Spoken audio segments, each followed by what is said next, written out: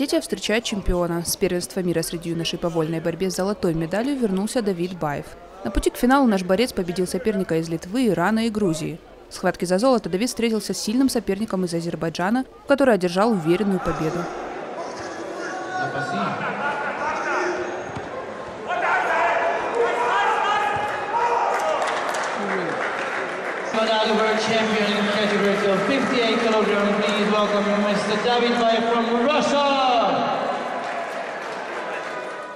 Также в активе воспитанников Остинской школы вольной борьбы 3 серебряные и 1 бронзовая медали.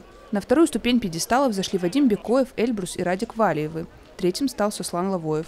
Радует то, что эти ребята молодые, они в следующий год 80% они все попадают в этот же возраст.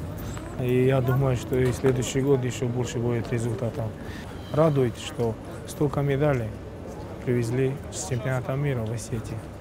И благодаря нашей команде Россия заняла первое место общекомандное. Первенство мира среди юношей проходило в словацкой Снине.